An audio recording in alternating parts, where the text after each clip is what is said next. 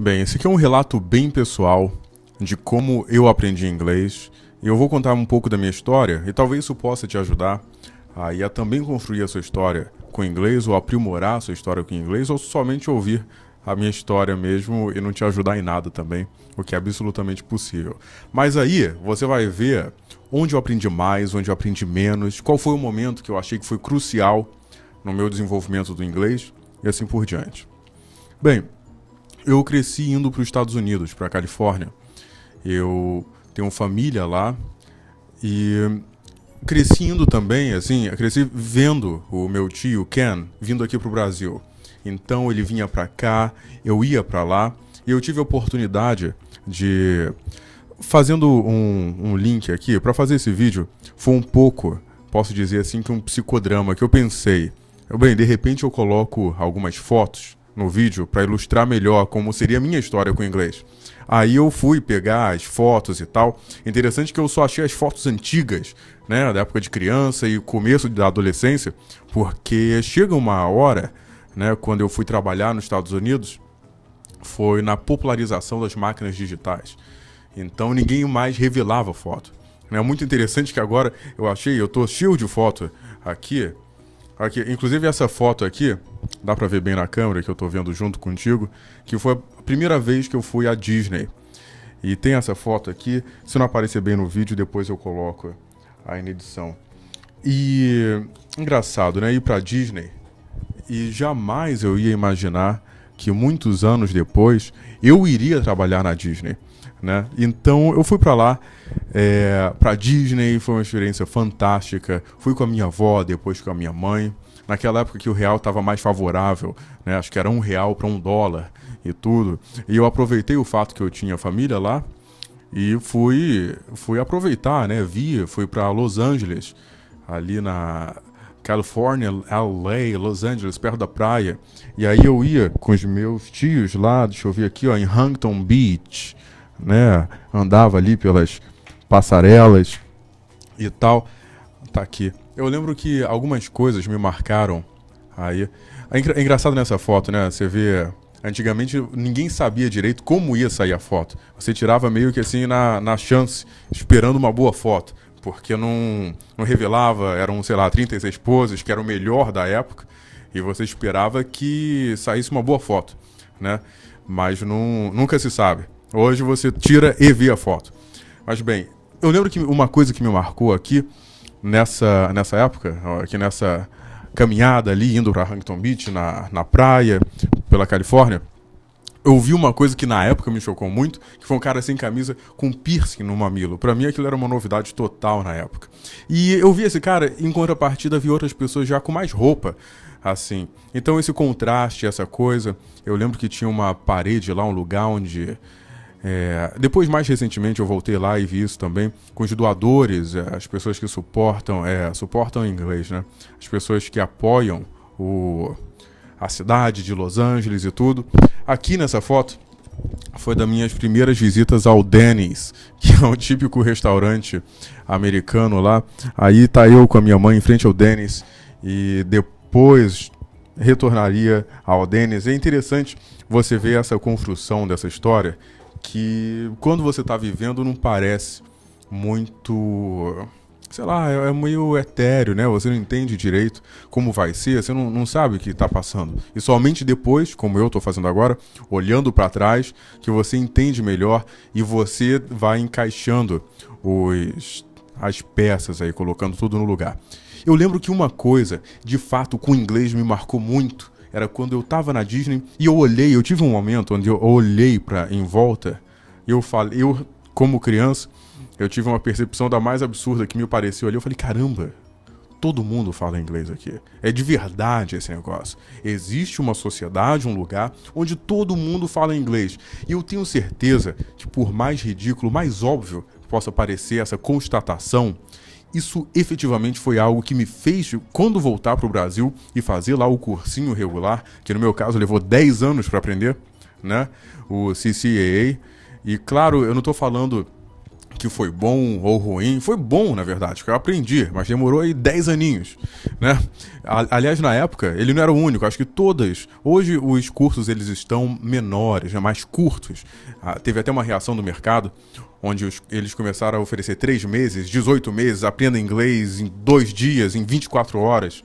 Teve essa reação, né? Aprenda rapidíssimo, ao invés de, sei lá, 10 anos. Mas quando eu voltei para o Brasil, eu tive essa constatação que eu falei, olha, isso é uma coisa que tem uma utilidade. Saiu daquela ideia meio fantasiosa, meio de um ensaio, de algo que eu nem sei se existe, sabe? Igual nas aulinhas de história que você tinha, e você não sabe, você fala de Napoleão, fala da tomada da Constantinopla, e você fica, que é isso, né? Que quer dizer isso? Que eu tô aqui no meu bairro, eu tô aqui no Rio de Janeiro, e eu não sei do que se trata, nada disso.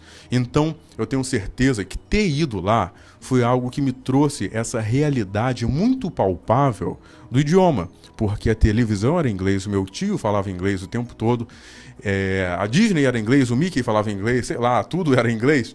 Então isso foi marcando a minha memória. Eu lembro, tem uma foto aqui, que eu fui ver lá o meu primo americano nascer, tô eu aí, essa criança gordinha com outro bebê gordinho, naturalmente. E eu lembro do meu tio falando, hey, did you guys have fun? Did you guys have fun? Vocês se divertiram? Quando a gente saía, que tinha um lugar lá que era um tal de arcade game, que a gente ia jogar lá e tudo. E aí eu fui criando essas memórias, fui pautando, foi uma coisa que naturalmente me ajudou muito. Tá aqui essa foto do meu tio, esse cara aqui de óculos, com bastante cara de americano mesmo. Eu tô vendo aqui a data, isso é antigo, hein?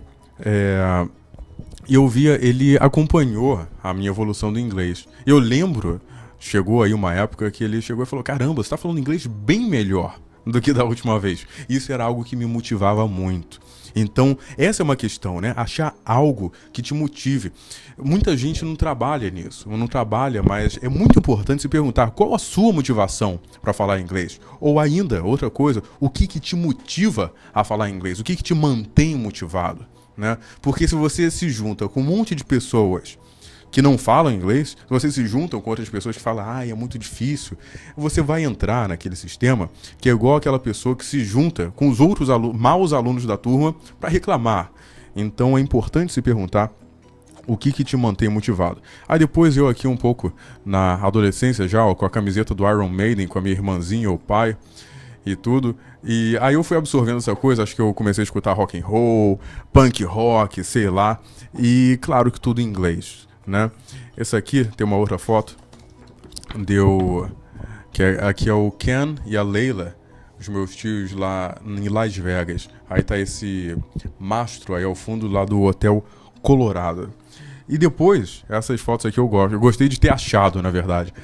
A foto, eu passando Halloween lá. Eu com 7 anos passando Halloween. E aí, o que vai te marcando a memória, eu aprendi a falar trick or treat. O que foi traduzido muito depois aqui para doçuras ou travessuras. Se você reparar aqui, a minha fantasia de Halloween era uma fantasia de bate-bola, na verdade. Então eu saía pela cidade ali, que o Halloween é um costume de subúrbio nos Estados Unidos. Então eu saía ali pelo bairro para falar trick or treat, e as pessoas achavam a minha fantasia super assustadoras. Elas ficavam, caramba, de onde é que você arranjou isso?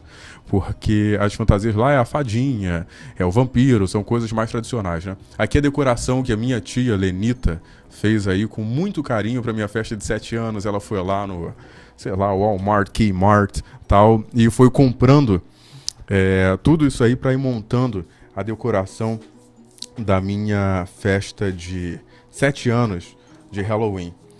Aí depois, acho que meio que acabaram as fotos aqui, porque depois nas outras fases já começou a virar foto digital, né? Teve um intervalo aí, a minha irmã nasceu e tudo, e um pouco depois, já quando eu voltei lá nos Estados Unidos, já para trabalhar, né? Nunca me ocorreu que eu ia trabalhar para a Disney. A minha história de como eu fui trabalhar para a Disney é muito interessante, assim, é muito inesperada, mas e ainda, né, revisitando essas fotos, como é que eu ia pensar que eu iria voltar lá para trabalhar? Mas vou ver se eu talvez consiga alguma das fotos aí para mostrar também, eu lá na Disney, trabalhando dessa vez, né? E bem, eu posso dizer que o trabalho, que muita gente fala, você tem que morar fora para falar bem inglês, você somente saindo do Brasil é que você vai falar bem o inglês. Eu entendo isso talvez pelo sentido psicológico da coisa. Você foi lá, você viu que a coisa funciona, você viu que você consegue se comunicar. Isso te transmite muita confiança. Mas eu posso te garantir que o real trabalho que eu fiz no meu inglês, ele foi quando eu retornei ao Brasil, já depois de ter trabalhado lá e tudo, e aí eu comecei a ensinar inglês. Eu comecei a escutar rádio em inglês. Eu tive, como professor, naturalmente, eu tive que fazer um trabalho bem ativo, né? Um active studying no inglês. Eu tive que estudar ativamente aquilo. Então, eu não tinha a menor noção de como dar aulas de inglês. Eu recebi aquele treinamento tradicional do professor, aquela coisa toda, mas é igual você receber a carta de motorista, você receber a sua habilitação e você não sabe dirigir bem ainda, você só foi habilitado. E depois eu comecei a pesquisar, comecei a querer ficar muito bom no inglês e eu lembro claramente de voltar, já ter passado toda essa história que eu estou contando aqui, escutar o rádio, colocar o rádio aqui no Brasil, colocar o rádio, dar play no rádio e não entender quase nada, como professor de inglês já.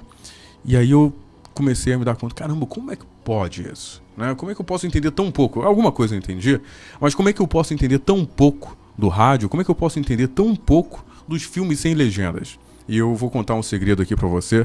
Eu acho que tem muito professor que ainda hoje ele fala que entende os filmes sem legenda, ou fala que entende perfeitamente o rádio, ou perfeitamente qualquer coisa do inglês, mas não é bem verdade.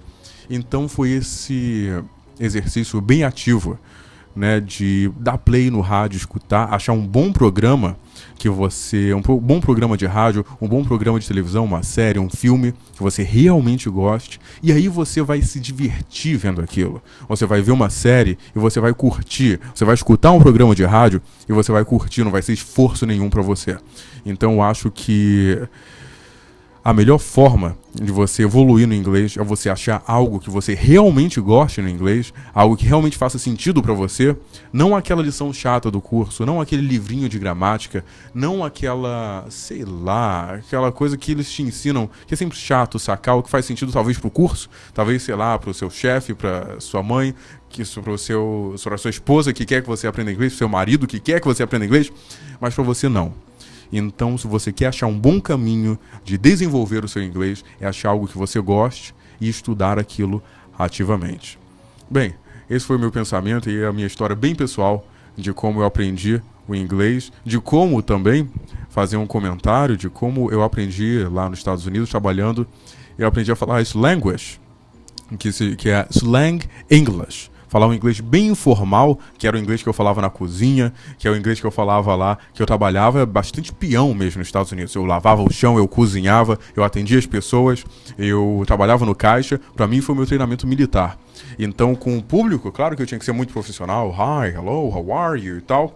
Mas com os amigos ali, com os coworkers, era um inglês bem informal. Então eu aprendi a falar slanglish, que é o inglês chamado informal, mistura de gíria com inglês. E quando eu voltei pro Brasil, eu fui dar aulas, eu comecei a dar aulas especificamente de Business English, de inglês para negócios. Eu tive que profissionalizar o meu inglês para um nível bastante alto e falar de economia, política, tal, muito bem, muito corretamente, muito precisamente em inglês. Aliás, falando de precisão no inglês, tem muita gente que fala inglês, como eu falei, quando eu tinha lá, sei lá, 16, 15, 17 anos, de uma maneira muito intuitiva, quase como se você estivesse no piloto automático. Então, fala inglês, você vai lá falar, mas você não sabe precisamente o que você está falando. Se a pessoa te perguntar como é que eu falo tal em inglês, você vai ficar, eu sei dizer, passar ideia, mas eu não sei falar exatamente aquilo. Ensinando inglês, e essa é uma dica que eu dou para você, ensine inglês, ensine ao básico, ensine a quem precisa de ajuda em inglês. É uma dica que eu dou aos meus alunos, eu incentivo os meus alunos a ensinar uns aos outros, que é uma excelente maneira de você aprender. Mas ensinando inglês, você tem que desenvolver essa precisão de saber especificamente aquilo que você está falando. Bem, meu nome é Paulo Nidek. Se você gostou do vídeo, curta, comente, compartilhe. Meu nome é Paulo Nidek e até a próxima.